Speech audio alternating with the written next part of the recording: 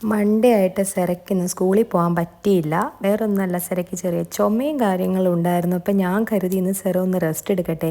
Rest എടുക്കുമ്പോൾ തന്നെ പാതി അവൾക്ക് ഒരാശ്വാസം കിട്ടും. കാരണം ഇനിയിപ്പോൾ അവിടെ ചെന്ന് PT പീരീഡൊക്കെ ഉണ്ട്.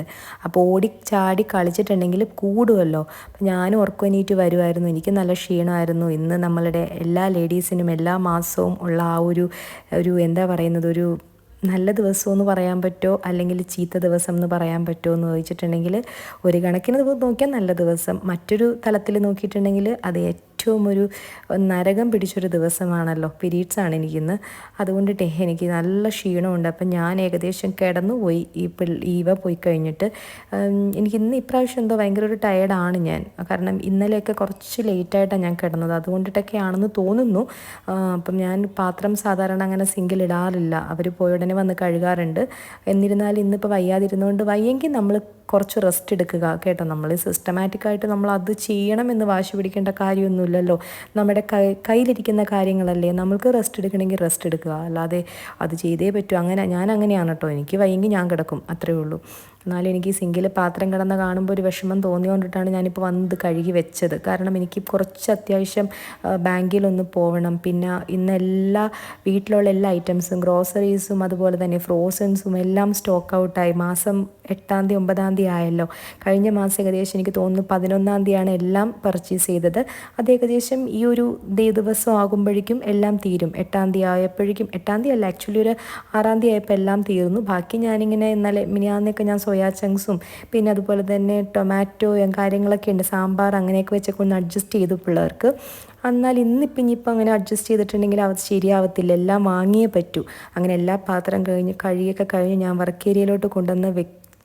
എന്നാൽ മാത്രമേ എനിക്ക് സമാധാനമാവത്തുള്ളൂ. കാരണം വെയിൽ കൊണ്ട് ഉണങ്ങിയില്ലെങ്കിലേ എനിക്ക് എന്തോ വല്ലാത്ത പോലെയാണ്. അപ്പോൾ അതെല്ലാം ഞാൻ കൊണ്ടുവന്ന് സെറ്റ് ചെയ്തിട്ടാണ് ഞാൻ പിന്നെ എനിക്ക് സെറയായിട്ട് പോകാമെന്നാണ് ഞാൻ കരുതിയത്. അവളോട് ഒറ്റയ്ക്ക് ഇരുത്തിയാലും ശരിയാവില്ലെന്ന് കരുതുന്നുണ്ട്. അറിയത്തില്ല, ഇനി നോക്കണം എന്താ ചെയ്യേണ്ടതെന്ന്. കണ്ടോ, സംഭവം എല്ലാം അവിടെ വെച്ച് കഴിഞ്ഞപ്പോൾ എനിക്ക് ആശ്വാസമായി. വർക്ക് ഏരിയ കൊണ്ടുവന്ന് വെച്ച് കഴിഞ്ഞപ്പം. വർക്ക് ഏരിയയിൽ ഗ്യാസ് സ്റ്റവ് അങ്ങനെ ഞാൻ യൂസ് ചെയ്യാറില്ല. സാം വരുമ്പം ഫിഷൊക്കെ ഫ്രൈ ചെയ്യാനേ യൂസ് ചെയ്യാറുള്ളൂ. അങ്ങനെ സെറേനെ പിടിച്ചിട്ട് ഗാർഗിൾ ചെയ്യിക്കട്ടെ. എൻ്റെ കയ്യിൽ അതിനിടയിൽ വീണു. നല്ല ചൂടുണ്ടായിരുന്നു. സമ്മതിക്കണം കേട്ടോ കൊച്ചിനെ ഗാർഗിൾ ചെയ്യുന്നതിന്.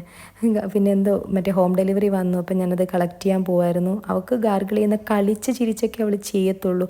എന്നാലും ഞാൻ കരുതും പോരുന്നിടത്തോളം പോവട്ടെ തൊണ്ടയിലേക്ക്. മരുന്ന് കൊടുക്കേണ്ട ആവശ്യമില്ലെന്ന് ഡോക്ടർ തന്നെ പറഞ്ഞു. കാരണം ചില ഫുഡ് ഐറ്റംസ് ഒഴിവാക്കിയാൽ മതിയെന്ന്.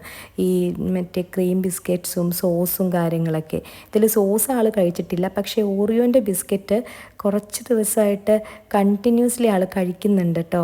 അപ്പോൾ അതിൻ്റെ ആണെന്ന് തോന്നുന്നു കേട്ടോ. പക്ഷേ ഞാൻ മാക്സിമം ഞാൻ കൊടുക്കാറില്ല.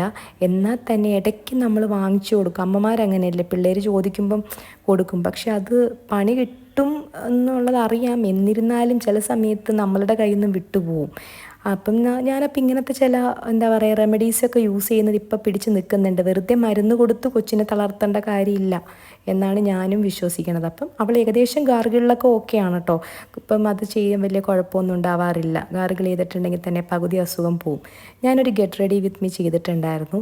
പക്ഷേ ഞാൻ വെപ്രാളം പിടിച്ചിട്ട് ചെയ്യാൻ പോയതുകൊണ്ടാണെന്ന് തോന്നുന്നു. ഞാൻ റെക്കോർഡിംഗ് അല്ലാണ്ട് അത് ഇതായിപ്പോയി. എവിടെയോ കൈ തൊട്ടപ്പോൾ സംഭവം പോയി. നമ്മുടെ കയ്യിലിരിക്കുന്ന കാര്യമല്ലല്ലോ. ബാഗ് വേറെ എടുക്കാമെന്ന് കരുതി. കാരണം സ്ലിംഗ് ബാഗ് എടുത്താൽ ശരിയാവത്തില്ല. അത്യാവശ്യം സെറയുടെ മറ്റേ ചൂടുവെള്ളം കാര്യങ്ങളൊക്കെ എടുക്കണം.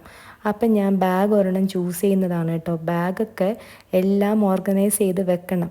ഞാനൊരു സ്റ്റാൻഡ് എനിക്ക് ഈ ഷെൽഫിലൊന്ന് വെച്ച് തരാൻ സാമിനോട് പറഞ്ഞിട്ടുണ്ട്. ഇതുവരെ സമയം കിട്ടിയിട്ടില്ല ആൾക്ക്. പിന്നെ ഇത് വന്നിട്ടാണ് ഞാൻ തിരിച്ചെത്തി.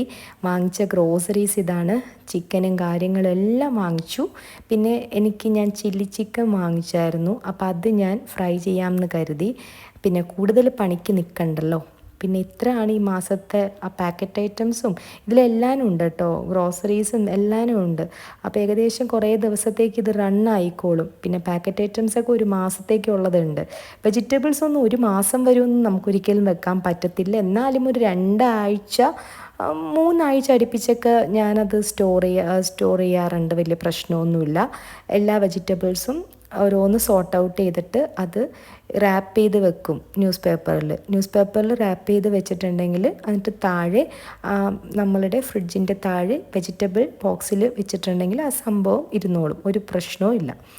അത്യാവശ്യം ഞാൻ വെജിറ്റബിൾസ് വാങ്ങിച്ചിട്ടുണ്ട്, കോളിഫ്ലവറും ക്യാബേജും പിന്നെ അതുപോലെ തന്നെ പൊട്ടറ്റോ, അങ്ങനെ എല്ലാ കാര്യങ്ങളും വാങ്ങിച്ചിട്ടുണ്ട്. ഫ്രൂട്ട്സ് അധികം വാങ്ങിച്ച് സ്റ്റോക്ക് ചെയ്യാറില്ല. ഫ്രൂട്ട്സ് ഇപ്പം ഞങ്ങൾ കഴിക്കുന്ന ആവശ്യത്തിനുള്ള ഫ്രൂട്ട്സ് വാങ്ങിച്ചിട്ടുള്ളൂ. ഇവയ്ക്ക് ഭയങ്കര ഇഷ്ടമാണ് പഴം കാര്യങ്ങളൊക്കെ, അപ്പോൾ അതും വാങ്ങിച്ചു. വെജിറ്റബിൾസാണ് മെയിനായിട്ട് വാങ്ങിച്ചത്. കുട്ടികൾ വെജിറ്റബിൾസ് കഴിച്ചോളും. അതിൽ കുറച്ച് സെലക്റ്റീവാണ്. ക്യാരറ്റ് അത്ര അങ്ങ് അവൾക്ക് ഇഷ്ടമല്ല, അപ്പം ഞാൻ സാമ്പാറിലിട്ട് കൊടുക്കും. ഇവ അങ്ങനെയല്ല, ഇവ വെജിറ്റബിൾസും കാര്യങ്ങളൊക്കെ അവൾ കഴിച്ചോളും, അവൾക്ക് അങ്ങനത്തെ പ്രശ്നമൊന്നുമില്ല. അപ്പം അത്രയൊക്കെ ഉള്ളൂ ഇന്നത്തെ ദിവസം കേട്ടോ. Bye, thank U.